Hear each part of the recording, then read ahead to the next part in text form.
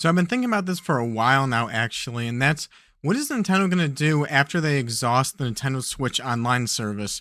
Whether you love it or hate it, I don't really know many people who actually love it, but Nintendo has been drip feeding content onto their NSO service, starting with the NES and the Super Nintendo, N64, and so on. And no matter if it takes 10 or 20 years, at some point they're going to run out if they add in like DS and 3DS and Wii U and the Wii, that will buy them more time.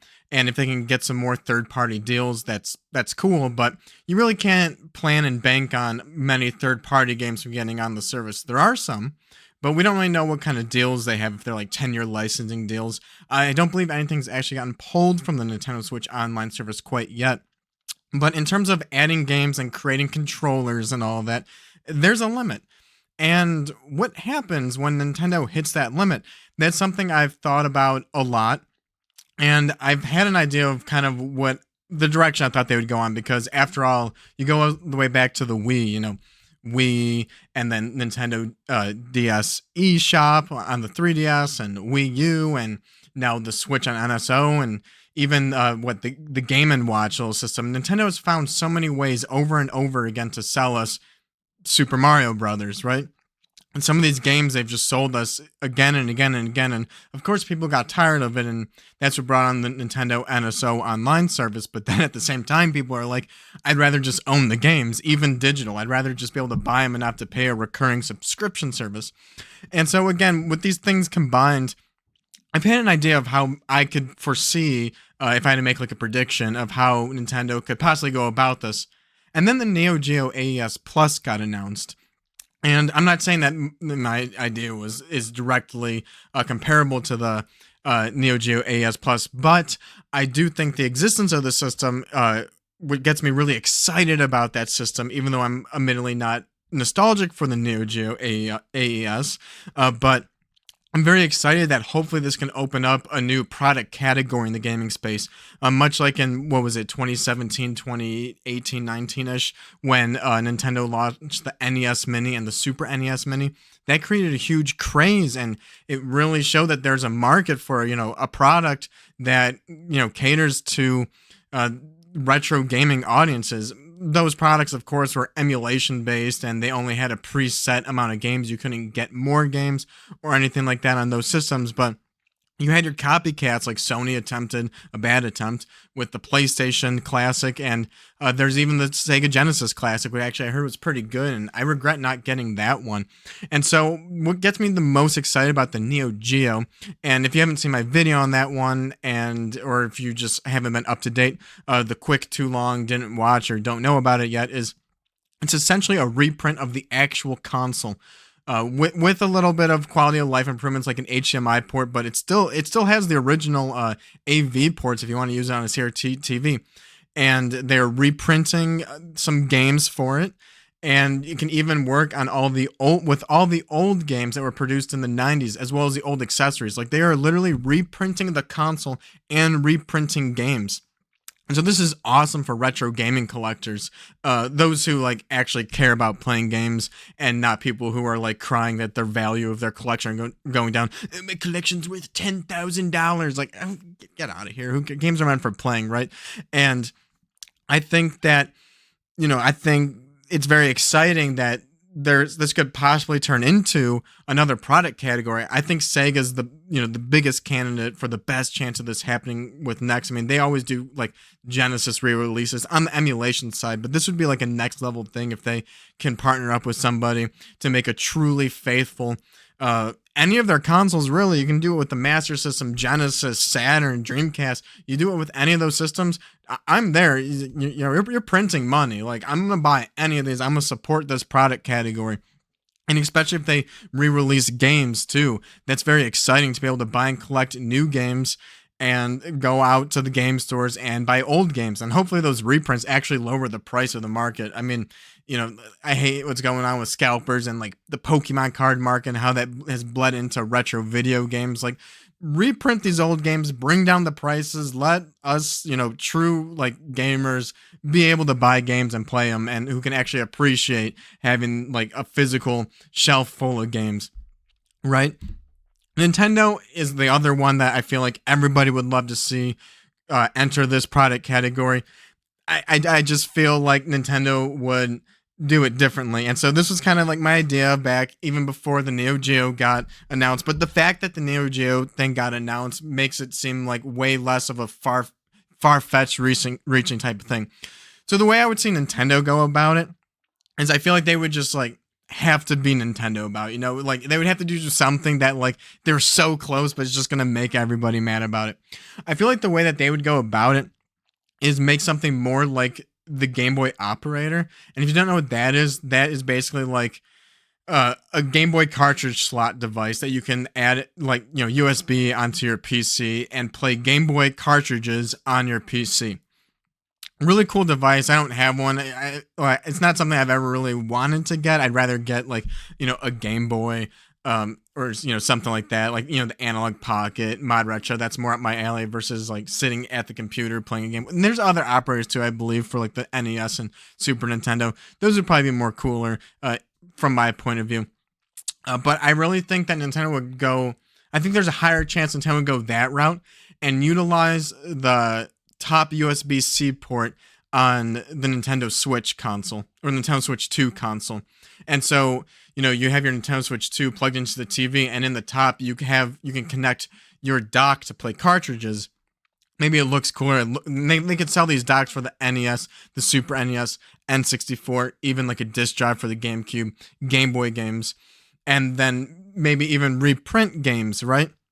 So still do the reprints and, you know, be able to sell us Super Mario Brothers on the NES again, which I think again would be so cool because, you know, Nintendo has been leaning into the collector market for a while now. Like they still do the amiibos. The amiibos are getting bigger and more expensive. I have amiibo. I really like amiibo. But you know, so they're not against the collector market. And I feel like now that we've gotten so far into gaming, you know, back in the day, people threw away all their boxes, right? So like when you see a collection someone has of boxed NES games, boxed Super Nintendo games, like those are the things that go for such high prices, right? Really good condition. And I think it'd be so much fun.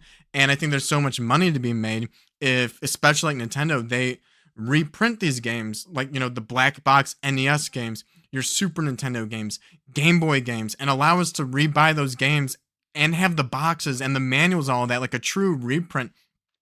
I don't know what you would sell that at. If they would sell it at $40 or $50, the price might be too high. But again, this is a different product category. So yeah, we're all complaining about $70 and $80 games, and then you sell like Super Mario Brothers for $50. But again, it's a collector's product category where for $50 I can get a black box, brand new NES Super Mario Brothers that I can put on my shelf, that I can open up carefully, you know, have that collector mindset, fill up a shelf with Super Nintendo games, and then get this device to actually play them on the Nintendo Switch 2. And the Nintendo Switch 2 also has all the controllers, right? And whichever route Nintendo goes with it, whether they go this Game Boy operator system or do a true reprint of the consoles with quality of life features like wireless controllers, they have so many of these controllers already created, right? The NES, Super NES, N64, GameCube controllers, like they have these controllers already made wirelessly that are true reprints of these controllers with quality of life features. And so I think something like, you know, reprinting games and then even having maybe licensing deals with third parties, like they can do reprints also. And then you can also use, go to the game store and buy original cartridges, you know, from the 80s and the 90s and play that on this thing on the TV with the Switch 2 and this device that maybe upscales it or whatever. I think that'd be so much fun. And I'd be all about that. All these old games with a subscription service, anyone who just like buys a Switch 2 to play retro games, they're making $50 a year on your recurring subscription service. And so to be able to sell each individual game for like 40 or $50, I'm sure there's a collector market out there. I mean, there's the amiibo collector market out there that they still cater to, and they're still pushing hard on that market. You can't tell me that isn't a market for, the retro gamers who would appreciate such a product, even though if they're reprints. And in a way, the reprints could be a really valuable thing because even if you have, it's not the same as the original, like, and this conversation is going on with the Neo Geo, right? Where it's like people are really mad that they've spent thousands of dollars on these games. Like some of the games go for over $1,000. Some of those Neo Geo games are like $600. Such an expensive console to collect for, and they're all mad about these reprints, right? Because it like devalues their collection. Maybe it will make their collection more valuable because they're the original versions. But at the same time, these original cartridges, whether it be the Neo Geo or the NES or the Game Boy, they're going to age. They're going to wear and tear. They're going to not work in the future, right? Like, if you know anything about like movies and stuff, like DVD disc rot, that's a thing to watch out for. Pokemon Red and Silver on the Game Boy with the batteries on there. Those batteries all need to get replaced, right? These boards and these cartridges and these games, they're going to wither away over time. Will they work in 100 years? I don't know. And the old retro hardware, would that work in 100 years? Or like the ability to repair it is going to get like older and older, and without reprints, they're going to just disappear. So like a reprint of the console, a reprint of the games is going to breathe new life into physical preservation of these games. And I think that's something that should be like celebrated and strived for. I think that'd just be so cool. And I don't think even if they go the Game Boy operator route, which I feel there's like the stronger chance of them doing that because, they want you to have a Nintendo Switch too, right? Because if they get you in the door, like someone who's only into retro games and they like this product category, it forces them to buy a Nintendo Switch too, which increases their chance of maybe signing up for the subscription service, buying digital games off the eShop, just buying brand new Switch 2 games. Like it gets in that ecosystem, right? Which is kind of like what Nintendo Switch Online is doing with all the controller reprints and all the retro games there. It's like, just get people into the ecosystem. I can really see them doing that. And also with that top USB port, like with the Game Boy games, I think it'd be cool to plug it in and just like be able to do that handheld. And it's just kind of like, the DS cartridge slot where you had the Game Boy cartridge slot. That one could be cool. But I think that maybe they could do the premium actual NES reprint. Or Super Nintendo reprint of these consoles. I think those would go for a more premium price. I don't think Nintendo would want people to buy a device that puts them on their own island. Like, if you're only interested in Super Nintendo games, yeah, you could buy the Super Nintendo. You can buy games on the secondhand market if you're not going to always just buy the reprints or, buy a flash card or whatever. And then they're not making money on the Nintendo Switch 2, right? I think if they did reprints, they would be premium pricing, like, $250 for the Neo Geo, right? Maybe it's $250 for the NES, which when you compare that to $250 for a Nintendo Switch Lite, that sounds crazy, right? But again, it's a different product category. We're talking about like modern gaming with like the casual audience and all that versus like retro gaming collectors, right? This would all be collectible market. And so I'm sure if they do that, it would be a more premium price than like a Game Boy operator type of docking stations for the Nintendo Switch 2. And then but I think both would sell, right? You would have your premium version that would sell for people who want the option to plug it into a CRT TV, assuming it has those ports and those quality of life features, and just like for the aesthetics and the collectibleness of it.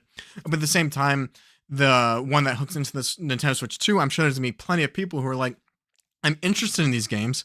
I would rather spend $100 for a dock versus $250 or $300 for the entire console. And then maybe I do want all of them, like the NES, the Super NES, the Game Boy, the GameCube, and all that. But I don't want to have all these devices hooked up at the same time. I would much rather like take out my little dock and plug it into the USB, and then it's like, I'm going to play NES and do that. And all right, I want to play Super Nintendo. Like, let's put that one in the drawer, take it out. And I don't have to worry about having like 8 different HDMI cables hooking up these old consoles to my TV at all time. I have to buy a switcher. So going the Nintendo Switch 2 route could be cleaner and have value. And it's just like those options should be celebrated, right? Even though these would be all the same games that you could play on Nintendo Switch Online for $50 a month with the controllers, options are awesome. Options should be celebrated. And that's the best way of having an online service like Nintendo Switch Online. I wish they had the ability to buy all these games on NSO digitally because options are good. Options should be celebrated. And I just think there's so much benefit of this product category of reprints and making these relevant again, whether you do the full console, whether you do a Game Boy operator type of cartridge slot drive that goes into the Nintendo Switch 2. If they do reprints of like the first party games, if they do licensing deals of like, hey, other companies, whether it be like limited run, like some other company that does reprints, or just like, I don't know, Nintendo license, gets the license for other games, or I don't know, like Sega, or this is a bad example. Capcom's like, hey, can you like reprint like Castlevania NES or something, and they do that. However they do that, what could be so exciting about revisiting these old generations is creating new games. How cool would it be if Nintendo created a new, let's say, Super Nintendo game? And I don't think it's like we exhausted all the possibilities of Super Nintendo games. Clearly we haven't, because indies still make like Game Boy games. You can go on itch.io and make new Game Boy games. Mod Retro, they're creating new Game Boy games. Like, what if like Super Nintendo, you go to the Super Nintendo catalog of games, it's like, and Nintendo goes back and they're like, what if we made a Pikmin game on Super Nintendo, right? Like, what would that look like? Something that's like, we didn't even think of Pikmin. We didn't even create Pikmin until the GameCube generation. That wasn't a thing. Or they go back and they make a new Mario Land on Game Boy, or a new like Super Nintendo, like a new Mario World game, Mario World 3 on Super Nintendo, and has Rosalina, a character that wasn't even conceived until the Wii era. And you can do that for all the franchises. Like, what if like Nintendo went back and made brand new games, and just like also new genres of games have been created over the years that weren't even conceived of back in those days. And I think that could be a very exciting thing too. And like they could also put that in NSO as well. It's like, here's a brand new game. Here's a physical version that can run on old hardware if you have an original NES. Here's a reprint NES. Here's a operating dock that you can put on your Nintendo Switch 2 and play this brand new game. That's something like brand new original games is another just thing that makes this whole concept more exciting. And I hope that happens with the Neo Geo. That'd be really cool if they make a brand new game that works on the Neo Geo. And that's what's exciting to me about Mod Retro. I know they're going to be making new N64 games with their M64. And I don't know if they're all going to be licensed. I know with the Game Boy, they have licensed games. They have brand new indie games. And with the N64, their M64, they're confirmed to make games, that they're going to have physical brand new games that you can buy, whether they're licensed or brand new indie games. That's exciting too. So having these, product categories, these printing things, this like collectible market. I'm sure there's going to be people on the indie scene wanting to make NES and Game Boy games and get like their brand new, like their games printed in this brand new collectible format. But the idea of even like Nintendo going back and taking some of their new like game franchises, some of their new ideas in existing franchises, especially with characters and lore, and make an old school style game that actually works on that authentic hardware. I think that's so exciting, and that's the future I would love to see in gaming. I mean, PlayStation has it so easy. All they have to do with the PlayStation 6 is just make PS1 and PS2 games backwards compatible. I can give them leeway on the PlayStation 3, but come on, guys, just make PS1 and PS2 discs work on the PS6. The most powerful console ever, a feat that the PlayStation 3 launch version was able to do with backwards compatibility. Like, get out of here. Like, just do it. I know that they just want new sales and new game sales and everybody go digital only future, but the people who are going to go digital only and like minimalism and all that, they're going to go digital only and love minimalism. And that option's great to have. Like, cool. But don't get rid of the physical. And I think the physical would be awesome for collectability, awesome for preservation, and awesome for creativity. That's the future I want. That's the future I get excited about. And that's kind of the way I would see Nintendo do it. Again, with the operating stuff, it's like Nintendo's got to do something that makes people mad, right? Like, you get the operating, then you got to download the app, and people are just complain. It's like, what happens when the Nintendo Switch servers go offline and I can't download the app that runs the operator? My whole physical NES reprint collection won't work anymore. It's like, they got to do something that's just going to like make like so close and make people mad. I'd be shocked if they do an actual full reprint of the consoles, which would obviously be the ideal situation. But I still think the options would be nice to have the full console, but also the operator for like, saving space, right? Not to have 8 consoles hooked up all at the same time. I think this is just a very powerful category for the industry. I hope somebody follows suit. I hope Sega is the next one to do this after Neo Geo, because like I want to see momentum like we had with the mini consoles. This is gonna have anybody who got the mini console, I feel like would be excited for something like this, and even more with the collector's market. Very exciting stuff, in my opinion. This is the future I'd like to see. Let me know down in the comments, do you actually see Nintendo going this route? I mean, they're going to run out of Nintendo Switch Online support at some point. They got to think of something else to do to drip feed and milk for the next 10 or 20 years once they exhaust the NSO service drip feeding. So what could they do next besides reprints? Like, I don't really know the direction they could possibly go in. Just releasing these on the digital storefront, that seems a bit boring, right? And I'm sure people's amiibo collection, I mean, I know mine is getting too big, right? They can only do amiibos for so long. And just, I don't know, even if those amiibos could scan and play a game or something, like have the game built in the amiibo, that'd be more exciting than like kind of like the amiibos are just like statues, right? So Nintendo's no stranger to the collector's market. And I just feel like this is a no brainer. Let me know what you guys think in the comments. Like and subscribe if you enjoyed the video, and see you in the next one. Later.